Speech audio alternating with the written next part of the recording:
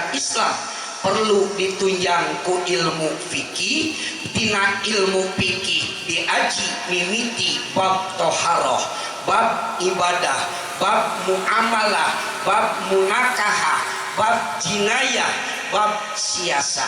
Mungkin bakal ngabuah akhlakna, disebut akhlakul hasan. Amalanana timbul disebut amalan syariah. Hiji.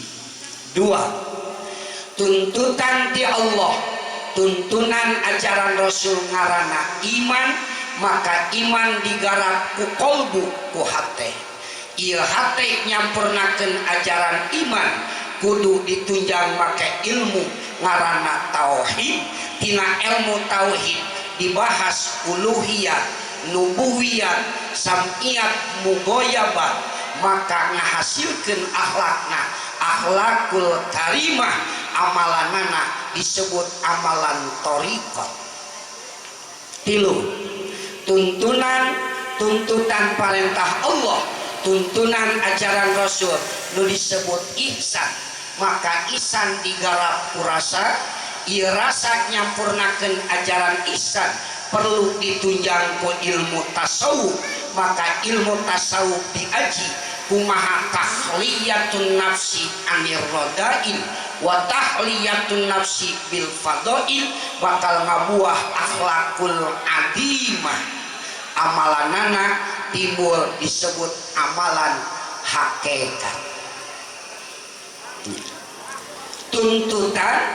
Tuntunan tatanan kurang kurai hiji-hiji. Tuntutan anu kahiji ngaranna ajaran Islam, maka ajaran Islam digarap ku anggahota badan, perlu ditunjang ku ilmu ngaranna fikih. Ilmu fikih engke ngabuah akhlak disebut akhlakul hasanah, amalanana disebut amalan syariat. Maka amalan syariat dina kitab Iqadul Himam Sarah Nahikam Syekh Sakandari Tajuddin Ibnu Athaillah ngadau. Maka amalan syariat bebenanganana tilu. Hiji, gareto tobat ka Allah, jujur anu hadir ayeuna, ngeureuh keneh dina teu ecereug, resep dina maksiat, asok tobatna ka Allah. Tinggal pertanyaan eta, lamun diukur tobat ku Imam Ahmad Hamid Muhammad Al-Ghazali rahimahullah dina kitab anu masyhur Ihya Ulumuddin, tingkatan tobat awam teh lamun perbuatan maksiat tina anggahota badan, maka tobatna kudu ku anggahota badan deui. Panon ditinggalikeun kana maksiat 2 jam lilana, maka tobatna eta panon kudu mampu ningali Al-Qur'an 2 jam lilana. Itu tingkatan tobat awam cek Imam Ghazali. Cepil dipake ngadenge kana maksiat 2 jam lilana, maka tobatna ka Allah eta cepil kudu mampu ngadengekeun pangajian 2 jam lilana. Kakarak disebut tobat. Jigana can pati akur tobat Imam Ghazali. Sugan tobatna Imam Sufyan Tsauri rahimahullah.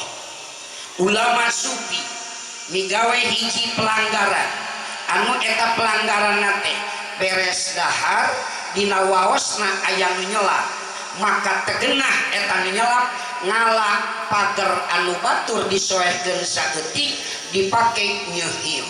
Balik ka imah dirasa-rasa, aduh Gusti eta pager nu batur abdi teu bebeja heula. Secara ngaji ilmu fikih aya bab jinayahna, maka dina jinayah disebut syirkoh bangsa. Sanajan saeutik tetep bangsa ngaran teu bebeja heula kanu boga. Tuluy ceurik eta Imam Sufyan Tsauri 40 poe 40 peuting tobatna ka Allah, kakara islah menta dibebaskeun ka jalma nu boga pagerna. Bandingkeun di urang di mana-mana anu ngaronda nu ngaronda di urang pagar batur jadikeun suluk, pagar batur jadikeun rancatan. Aya bejana nu ronda di urang baralikna careurik, malah petinga ngaronda deui eusi pagar disikat. Daun huina dipake lalap, huina dikulub jeung dibeuleum, meuni asa teu boga dosa we hirup. Dua contoh can patika beriket nu katilu sugan contohna Nabiullah Adam alaihissalam, pelanggaran waktu di surga ngadeketan tangkal hudi nu ku Allah dicare, akhirna eta pelanggaran ditempuh, diusir ku Allah. Adam diusir ka saranjem, Siti Hawa diusir ka gasim jidah, dipisah salami 200 tahun. Dina salami 200 tahun Nabi Adam ceuri tobat ka Allah, inget kana pelanggaran ngadeketan tatangkalan nu aya di surga. Ceurikna 200 tahun salami 200 tahun Nabi Adam ceuri, ulama hukama nyebatkeun cerik Nabi Adam dibandingkan jeung cai lautan loba keneh cerik Nabi Adam, tapi Nabi Adam teu diterima ku Allah tobatna. Begitu hijrah di Saranjem India, Siti Hawa tiga simjida hijrah ke Jabal Arfah, aya tanggul dirinya rahmah, jungkel dirinya tobat ka Allah, bari tawasul ka Kangjeng Rasul. Di dieu butuhna tawasul. Bijahi Muhammadin astaghfiruka wa atubu ilaik. Allah ngajawab dina hadis qudsi kitabna Tadrij, atubu ilaika Adam bijahi Muhammadin, kami narima tobat maneh karena maneh dieu geus tawasul ka Kangjeng Rasul. Mudah-mudahan nu hadir wengi ayeuna dina raraga ieu keur ngagungkeun Kangjeng Rasul, saloba-lobana ge dosa, saseueur-seueurna ge kasalahan jeung kaalpaan, muga-muga ngagungkeun Kangjeng Rasul dihampura sakabeh dosa jeung kasalahan. Rabbi faghfirli dunubi ya Allah bi barakatil hadi Muhammad Allah. Rabbi faghfirli dunubi ya Allah bi barakatil hadi Muhammad ya Allah.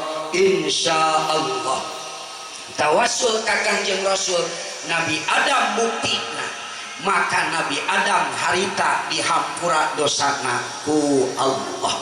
Sugan we tumiba ka urang sadayana panghampura dosa ti Allah Subhanahu wa taala. Hiji, nu kadua, amalan syariat adalah buktina takwa.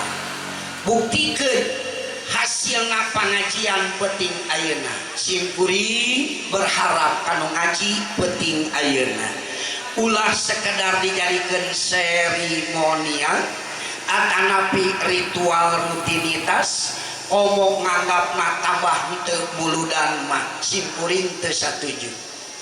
Tapi pangajian penting ayeuna, mudah-mudahan sarerea baralikna menang taufik hidayah ti Allah, minimal aya perubahan sikapna. Amin. Engke nguping di masjid aya nu adan semangat sararea ka masjid.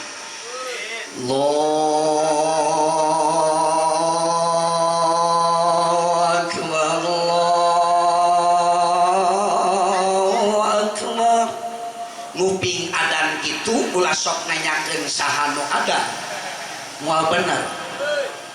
Lamun nanyakeun saha teh euy mu ada, engke penasaran ti imahna indit ka masjid, noong na masjid, oh geuning mang anu alus suara, geus nyaho mah balik deui we lain salat, da tadina nu saukur hayang nyaho nu ada. Saha bae nu adanna semangat sararea berjamaah salat di masjid bari awal waktu ngarah timul kabarokah. Geus kabaya lamun jelema anu teu sumanget ngadenge adan, komo lamun geus ngadenge adan subuh balawan. ngadenge adan subuh nu geleundeung kupah orang Mesir nganggo tausina tausi hijaj jeung soba Allahu akbar Allahu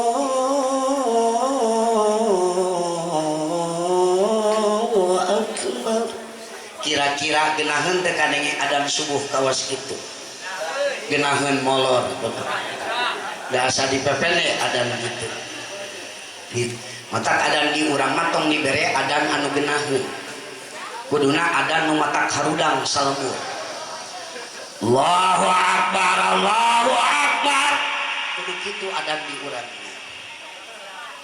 ngan harudang eta jelema ari nit ka masjid ini heula ka dapur marawa bedog goblok bisa anu adat-adatan di masjid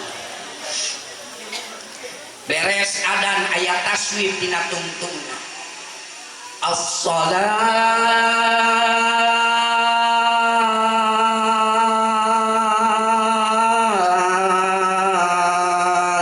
khair